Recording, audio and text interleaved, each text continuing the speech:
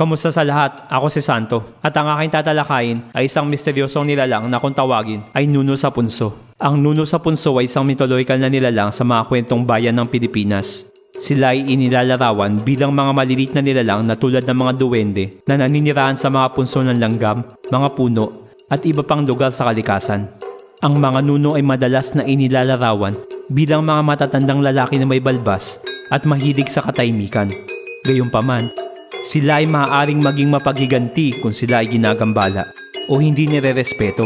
Ayon sa mga kwento, ang mga nuno ay maaaring magdulot ng pinsala tulad ng hindi mapaliwanag na mga sakit o sumpa sa mga tao na sumisira sa kanilang tirahan o hindi sila nirerespeto. Upang maiwasan ng problema sa mga nuno, ang mga Pilipino ay madalas na nagsasabi ng tabi-tabi po kapag dumadaan sa mga lugar na pinaniniwala ang tinitirhan ng mga nilalang na ito. Ang pagbigkas ng mga salitang ito ay pinaniniwala ang isang paraan ng pagpapakita ng respeto at paghingi ng paumanhin sa mga nuno. Mayroon din namang mga taong nag-aalay ng mga handog o regalo sa mga nuno upang sila ay mapasalamatan at maprotektahan.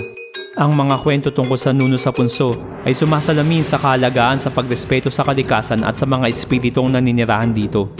Ito ay nagpapakita ng kahalagaan ng pagkakaisa ng tao at ng kalikasan at ng pagkilala sa mga puwersang hindi nakikita na humuhubog sa ating buhay.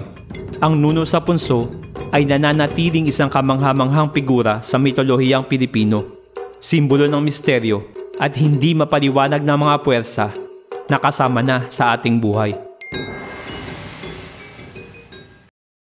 Thanks for watching. Hope you enjoy. If you like the video, please like, comment, subscribe, and share for more videos.